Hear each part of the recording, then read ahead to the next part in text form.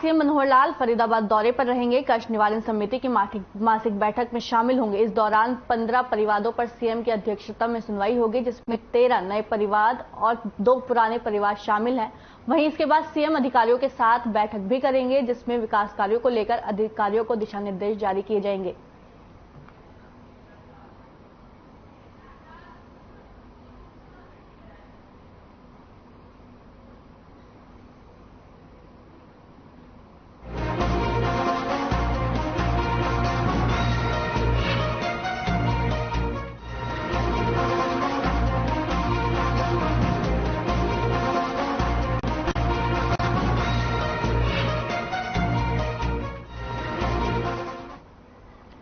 केंद्रीय गृह मंत्री अमित शाह ने मेरी माटी मेरा देश अभियान के अंतर्गत गांव-गांव से एकत्रित की गई मिट्टी को लाने के लिए अमृत कलश यात्रा का शुभारंभ किया। नई दिल्ली में कार्यक्रम को संबोधित करते हुए अमित शाह ने कहा कि मेरी माटी मेरा देश कार्यक्रम की टैगलाइन मिट्टी को नमन, वीरों का वंदन अपने आप में बहुत कुछ कह देती है। उन्होंने कहा कि जब व्यक्ति भारत माता की जय बोलता है, तब वह अपनी माटी की जय का उद्घोष करता है। इसी जय के लिए लाखों लोगों ने अपने जीवन का सर्वस्व न्यौछावर कर दिया।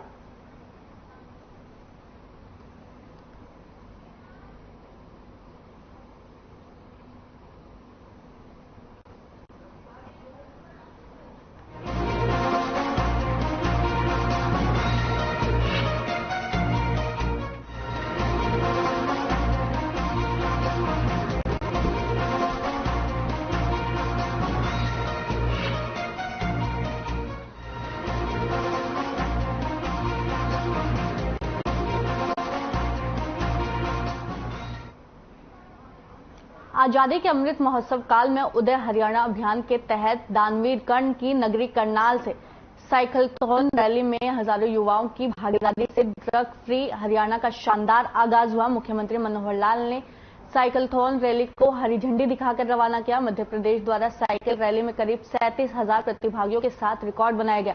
हरियाणा 3 लाख युवाओं की भागीदारी के साथ मध्य प्रदेश के इस रिकॉर्ड को तोड़कर साइक्लोथॉन रैली में विश्व रिकॉर्ड बनाने जा रहा है। आपको बता दें, इस दौरान उन्होंने युवाओं को नशे से दूर रहने का संदेश भी दिया।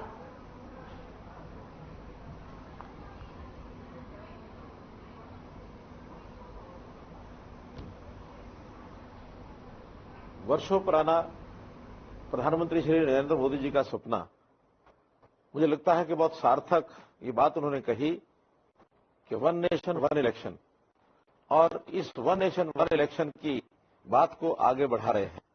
इसके लिए हमारे देश के चुनाव आयोग ने भी सुझाव दिए, इसके लिए देश के लॉ कमीशन ने भी सुझाव दिए, और अब मुझे प्रसन्नता है कि भारतीय जनता पार्टी ने भी एक स्वागत योग्य कदम उठाया है कि देश के पूर्व राष्ट्रपति माननीय श्री रामनाथ कोविंद जी के नेतृत्व में एक कमेटी बनाई है, और वो कमेटी इस सब विषय को विचार करने के बाद अपनी रिपोर्ट देगी कि 1 नेशन 1 इलेक्शन, इसके जितने भी लाभ हैं वो सब सामने आएंगे। मैं मानता हूं कि बार बार इलेक्शन जब अलग अलग समय पर होते हैं तो इससे देश के एक्सचेकर पर भी बोझ पड़ता है, चुनाव मशीनरी को भी बार बार चुनाव कराने पड़ते हैं, आम आदमी भी इससे परेशान होता है। इसलिए देश के अंदर एक समय में सब चुनाव हो तो इसका लाभ बहुत से तरीकों से होगा।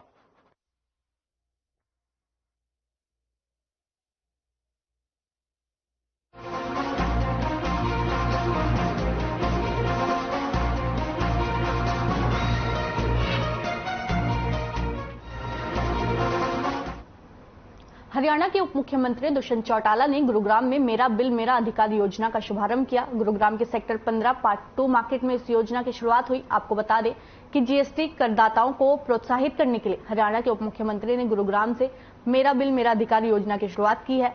वहीं हरियाणा के दुष्यंत चौटाला की माने तो इस योजना के तहत जीएसटी बिल लाने वाले को सरकार करोड़ों का इनाम देगी, लेकिन उपभोक्ताओं को सामान की खरीदारी की रसीद पोर्टल पर अपलोड करनी होगी और 30 करोड़ रुपए के कॉपर्स फंड से ड्रॉ ऑफ लाइट्स के जरिए उपभोक्ताओं को इनाम मिलेंगे। आपको बता दें कि जीएसटी कलेक्शन के लिए योजना अहम रोल अदा करेगी, क्योंकि इससे ज्यादा से ज्यादा लोग जीएसटी बिल लेने के लिए प्रेरित होंगे।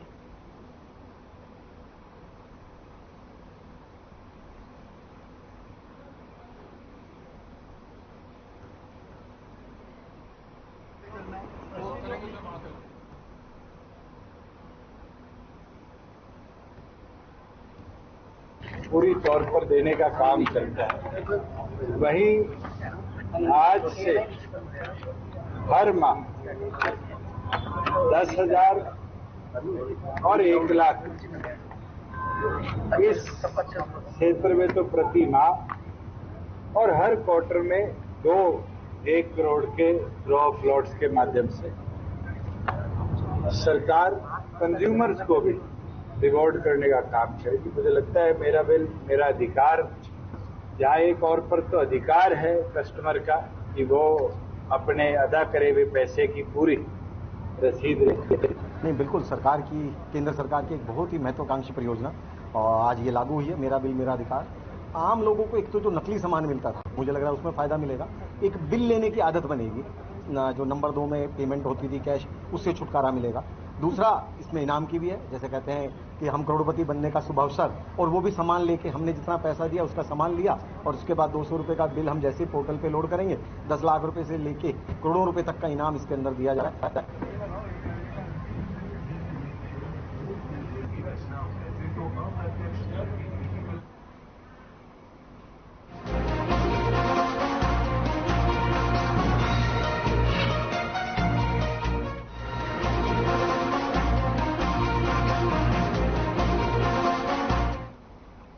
हरियाणा में बीजेपी का चुनावी अभियान शुरू हो गया है। बीजेपी प्रदेश प्रभारी विप्लव देव और प्रदेश अध्यक्ष ओम प्रकाश धनखड़ लगातार कार्यकर्ताओं के साथ बैठक कर पार्टी की मजबूती को लेकर रणनीति बना रहे हैं।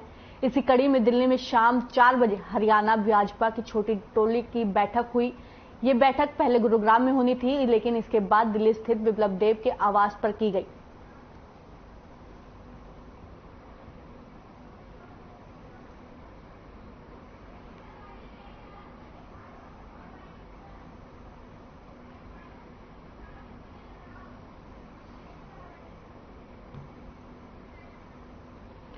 आपको बता दें कि दिल्ली में बीजेपी छोटी टोली की बैठक हुई, जिसमें सीएम मनोहर लाल भी शामिल हुए हैं।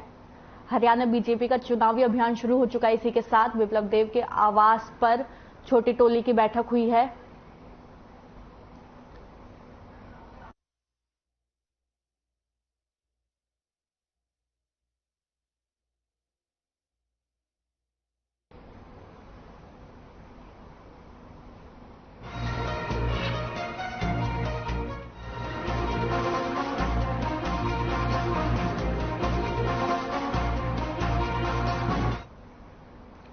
एक देश एक चुनाव को लेकर चर्चा तेज हो गई है। इस मुद्दे पर कैबिनेट मंत्री कंवरपाल गुर्जर ने अपनी प्रतिक्रिया देते हुए कहा कि एक देश एक चुनाव पर बनी कमेटी का स्वागत किया जाएगा।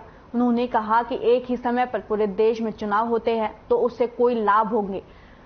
वहीं उन्होंने कांग्रेस और उनके सहयोगी गठबंधन इंडिया पर भी जमकर निशाना साधते हुए कहा कि कांग्रेस पार्टी का खुद पर कंट्रोल नहीं तो उन दूसरों को साथ लेकर कैसे चलेंगे। इनका विजन माननीय प्रधानमंत्री नरेंद्र मोदी को हटाना है, जबकि जनता का विजन उनको सत्ता पर बनाए रखना है।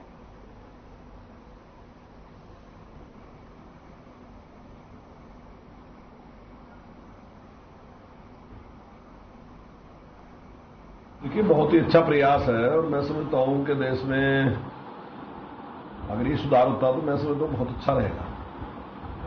देश की आजादी के बाद तो बहुत लंबे टाइम तक इस प्रकार से रहा है कि एक ही टाइम में लोकसभा का भी, विधानसभा का भी चुनाव और पूरे देश का चुनाव एक ही टाइम में होता है। लेकिन बीच में कुछ प्रकार की परिस्थितियां पैदा हुई कि एक पार्टी को बहुमत भी नहीं मिला और स्टेट में भी इसी प्रकार का रहा और स्टेट में लोगों ने कई जगह दल बदल की वजह से सरकारें चली गई, फिर चुनाव बीच में कहीं इस प्रकार का गवर्नर राज रहा या इस प्रकार की परिस्थितियां रही कि मतलब वो एक रूपता रही नहीं है। लेकिन अभी जिस प्रकार से माननीय प्रधानमंत्री जी ने कहा है कि एक देश एक चुनाव के लिए उन्होंने कमेटी गठित की, उस पर की संभावनाओं पर विचार करने के लिए उन्होंने कहा है।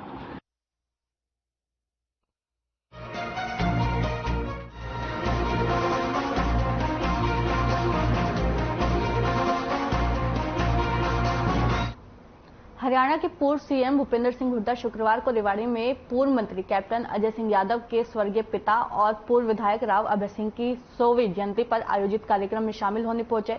इस दौरान भूपेंद्र सिंह हुड्डा ने कहा कि प्रजातंत्र में पक्ष और विपक्ष का मजबूत होना जरूरी है। आज इंडिया अलायंस की पहल हुई है। उसके दूरगामी परिणाम देखने को मिलेंगे। उन्होंने कहा कि आने वाले समय में अलायंस का बहुत अच्छा नतीजा देखने को मिलेगा।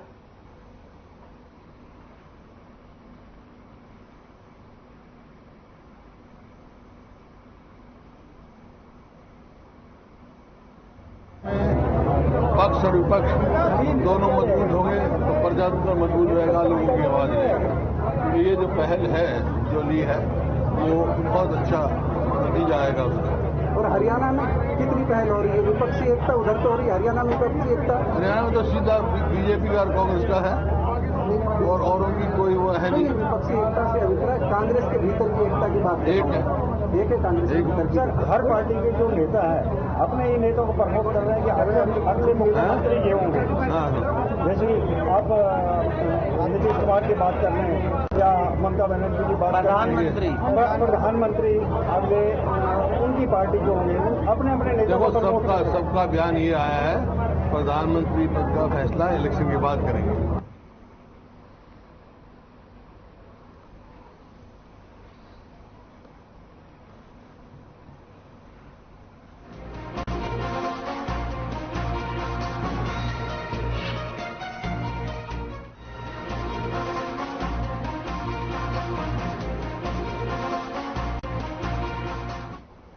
अब खबर कुरुक्षेत्र से है, जहां पूर्व मंत्री और कांग्रेस के वरिष्ठ नेता अशोक अरोड़ा ने केंद्र सरकार द्वारा विशेष सत्र बुलाने के मुद्दे पर बोलते हुए कहा कि केंद्र सरकार को एक देश एक चुनाव लाने से पहले सभी राजनीतिक दलों से बात करनी चाहिए थी। अशोक अरोड़ा ने कहा कि एक देश एक चुनाव भारत में फिलहाल संभव नहीं दिखता। उन्होंने कहा कि कई राज्यों में चुनाव कुछ महीने पहले ही हुआ है, ऐसे में वहां चुनाव दोबारा कैसे होगा। अशोक अरोड़ा ने यह भी कहा कि उनके राजनीतिक अनुभव के आधार पर संभावना है कि सरकार यूसीसी पर बिल ला सकती है।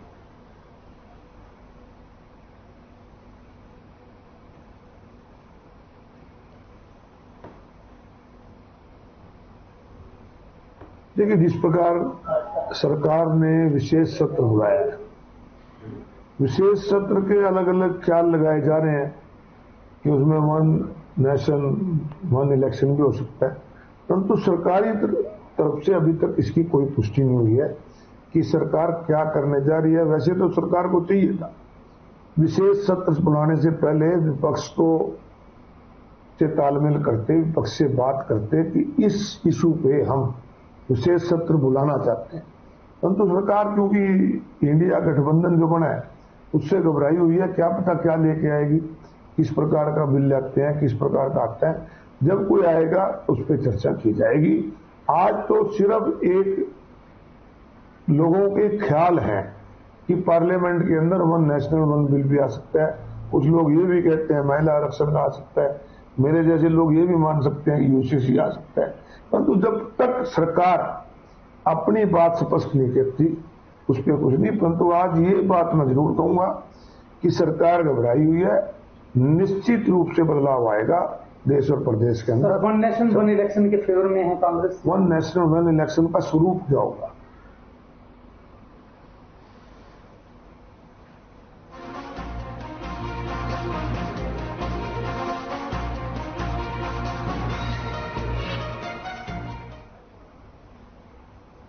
बाढ़ और सेमग्रस्त पीड़ित किसानों को मुआवजा दिलाने की मांग को लेकर आंदोलनरत संयुक्त किसान मोर्चा द्वारा विधायक दुड़ाराम के घर का घेराव किया गया। भारी संख्या में किसान लघु सचिवालय से प्रदर्शन करते हुए निकले और लाल बत्ती होते हुए भट्टू रोड पर विधायक के घर के बाहर पहुंचे। वहीं सुरक्षा की दृष्टि से भारी पुलिस बल पहले से ही यहां तैनात किया हुआ गया था। एक तरह से विधायक आवास के बाहर का इलाका पुलिस छावनी में तब्दील हो गया। किसानों ने यहां पहुंचकर एक तरफ का रोड ब्लॉक कर दिया और वहीं पर बैठ गए। किसानों ने विधायक दुड़ाराम झूठा और मुर्दाबाद के नारे लगाते हुए रोष व्यक्त किया। आपको बता दें, किसान संयुक्त किसान मोर्चा के बैनर तले 15 दिनों से लघु सचिवालय के बाहर पक्का पड़ाव डालकर बैठे हैं। वहीं पगड़ी संभाल जट्टा किसान संघर्ष समिति का पक्का मोर्चा भी अलग से चल रहा है। संयुक्त किसान मोर्चा ने विधायक के घर का घेराव करने का ऐलान किया था। इसी के तहत बीते दिन सुबह से ही भारी संख्या में जिले भर से किसान पक्का पड़ाव पर पहुंचना शुरू हो गए थे।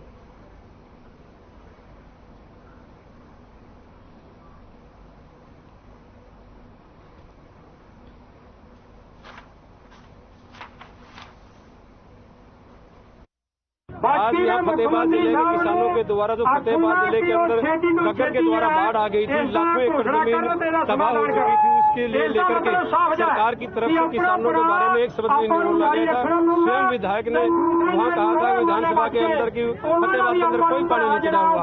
आज उन्होंने अपने मुख से किसानों के दबाव की वजह से मानने पर मजबूर हुआ कि यहाँ इतना पानी चढ़ा हुआ है, आने वाली गेहूं की फसल भी नहीं बिजाई होगी। हमारी किसानों की मांग थी कि जो यहाँ फसल खराब हुई है उसको लेकर के आप मुआवजा कितने दिन में निश्चित करेंगे, क्लियर बताएं। जो बाढ़ तो प्रभावित किसानों ਦੀਆਂ ਸਾਡੀਆਂ ਮੰਗਾਂ ਸੀ ਮੁਆਵਜ਼ੇ ਨੂੰ ਲੈ ਕੇ, ਫਸਲਾਂ ਜਿਹੜੀਆਂ ਡੁੱਬੀਆਂ ਉਹਨਾਂ ਨੂੰ ਲੈ ਕੇ, ਟਿਊਬਵੈੱਲ ਬਰਬਾਦ ਹੋਏ ਉਹਨਾਂ ਨੂੰ ਲੈ ਕੇ, ਉਹ ਸਾਰੀਆਂ ਮੰਗਾਂ ਜਿਹੜੀਆਂ ਉਹ ਸਰਕਾਰ ਦਾ ਨੁਮਾਇੰਦਾ ਹੋਣ ਦੇ ਨਾਤੇ, ਕਿਉਂਕਿ ਉਹ ਲੋਕਲ ਬੈਠੇ ਨੇ, ਇਸ ਕਰਕੇ ਇੱਥੋਂ ਦੇ ਜਿਹੜਾ ਐਮਐਲਏ ਦੂੜਾ ਰਾਮ ਜੀ ਨੂੰ ਅਸੀਂ ਦਿੱਤੀਆਂ ਨੇ। ਤਾਂ ਦੂੜਾ ਰਾਮ ਨੇ ਸਾਨੂੰ ਇਹ ਆਸ਼ਵਾਸਨ ਦਿੱਤਾ ਹੈ ਕਿ ਸਾਡੇ ਮੁੱਖ ਮੰਤਰੀ ਨਾਲ ਮੀਟਿੰਗ ਦੇ ਵਿੱਚ ਉਹਨਾਂ ਨੇ ਸਾਡੇ ਕੋਲੇ ਮੰਨਿਆ ਕਿ ਅਸੀਂ ਬਹੁਤ ਜਲਦ ਜਿਹੜਾ ਫਸਲ ਪੂਰੀ ਤਰ੍ਹਾਂ ਡੈਮੇਜ ਹੋਈ ਆ ਉਹਦਾ ਵੀ ਮੁਆਵਜ਼ਾ ਦੇਵਾਂਗੇ ਤੇ ਜਿਹੜੀ ਫਸਲ ਦੁਬਾਰਾ ਲੱਗੀ ਡੈਮੇਜ ਹੋਣ ਤੋਂ ਬਾਅਦ ਉਹਦਾ ਵੀ ਮੁਆਵਜ਼ਾ ਦੇਵਾਂਗੇ।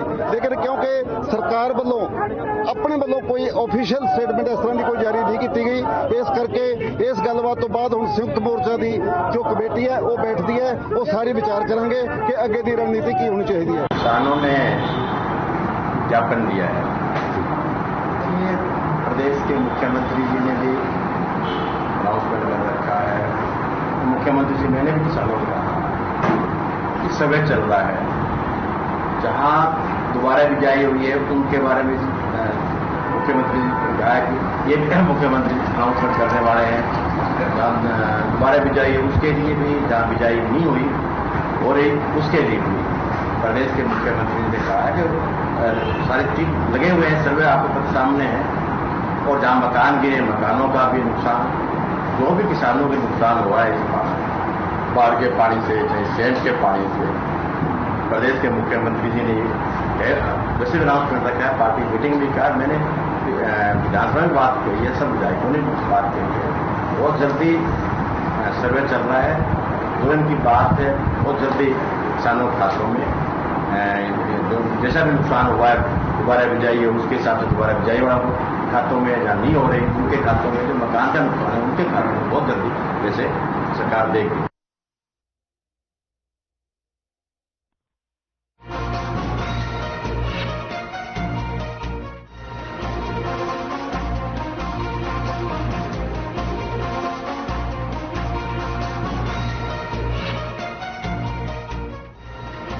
अब खबर चंडीगढ़ से है, जहां सीएम मनोहर लाल की अगुवाई वाली सरकार की शुक्रवार को 2 रिटायर्ड आईएएस की नियुक्तियों ने सबको चौंका दिया। पहला, सरकार ने रिटायरमेंट के 24 घंटे में ही सीनियर आईएएस आर खुल्लर को सीएम का चीफ प्रिंसिपल सेक्रेटरी नियुक्त कर दिया, जबकि गुरुवार को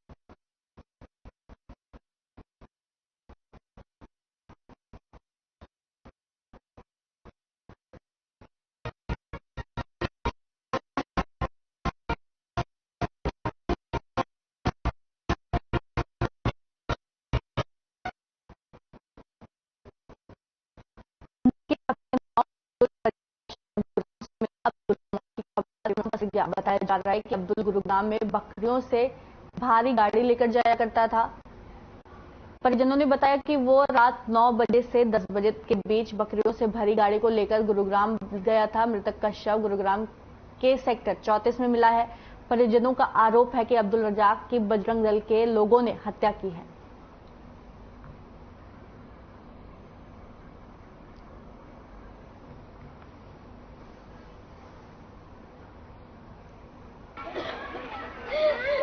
दुर्गा गेजवा को नाम, और यहाँ से वो अपने टेम्पो काम करता है जी, बकरी लेके गया गुड़गांव। सुभाष चौक जो है ऊपर ही रोड की तरफ रोड जा रहा हो या रोड पे मिलो है वो टेम्पो अलग खड़ो, और यू जो है साइड में रोड के साइड में पड़ो मिलो। अब पता ना किसने मारा हो किसने ना मारा हो।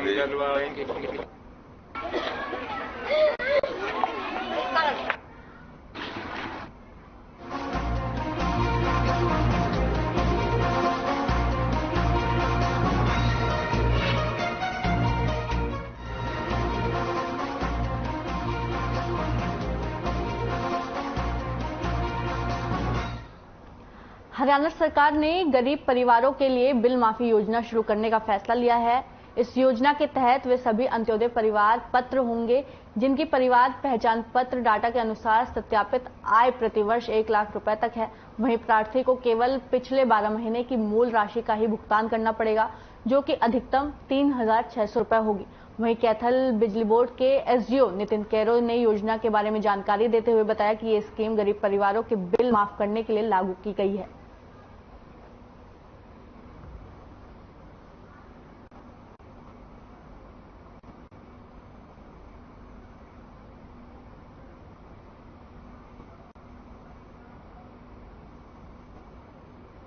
ये जो स्कीम है ये सरकार की तरफ से जो गरीब परिवार हैं उनको बिल माफ करने के लिए निकाली गई है। इस स्कीम के तहत 3 चीज़ों की खास ज़रूरत है जो यदि किसी ने स्कीम का लाभ लेना है। पहला तो उस परिवार की फैमिली आईडी में इनकम 1 लाख से कम होनी चाहिए। और जो खाता नंबर है, जो बिजली खाता नंबर चल रहा है, उसकी सालाना यूनिट 1800 यूनिट या उससे कम होनी चाहिए। एक दूसरी बात ये, और तीसरी बात ये है कि भाई वो अंत्योदय परिवार होने चाहिए, उनके पास गुलाबी कार्ड होना चाहिए।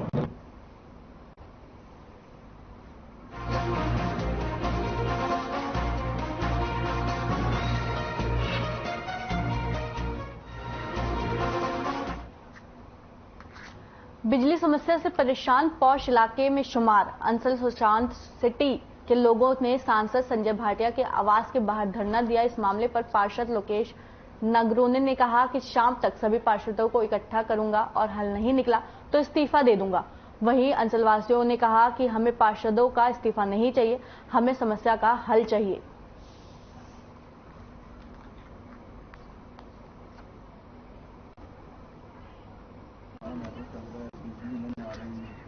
सर, हम पिछले 21 दिन से अंचल में बैठे हैं, हमारी भूख हड़ताल भी चल रही है। आज तक जब हमने रिप्रेजेंटेशन के लिए एमपी साहब के यहाँ भेजा था, हमें आश्वासन मिलता रहा हमारा काम हो जाएगा।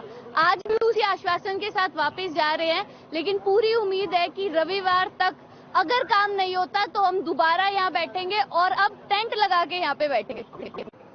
अंचलवासी आज बहुत बड़ी एक समस्या से जूझ रहे हैं और आज लगभग 1 माह से उनके वहाँ पर बिजली का एक बहुत बड़ा संकट बना हुआ है और वहाँ पे महिलाएं, बच्चे सबके लिए एक बहुत बड़ा गंभीर विषय है कि उनको प्रॉपर बिजली नहीं मिल पा रही। इसके अंदर वैसे तो क्षेत्र महीपाल ढांडा जी हमारे वहाँ के विधायक हैं, वहाँ से पार्षद हमारी अनीता बहन परूथी जी हैं, तो वो लोग लगे हुए हैं, लेकिन आज उनका थोड़ा सा रोष ज़्यादा था जिसके कारण वो आज अपने करनाल लोकसभा से सांसद श्री संजय भाटिया जी के यहाँ आए थे।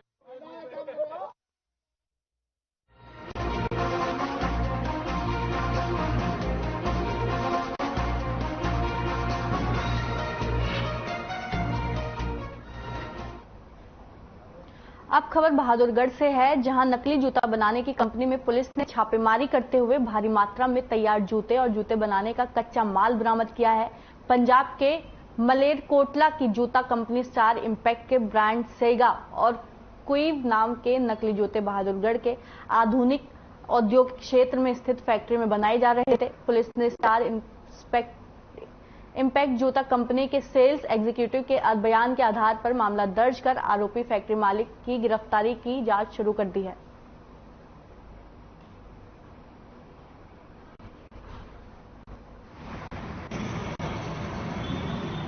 हमारा ब्रांड है सेगा के नाम से, हम लोग शूज बनाते हैं। उसी क्रम में हम लोग कल एक जगह पे दबिश दे करके एक ट्रक ये करीब करीब मुझे लगता है 10,000 पेयर्स शूज बरामद किए, जो कि पूरी तरीके से नकली है। वो हमारे असली के हूबहू बना करके ये लोग सेल आउट करेंगे।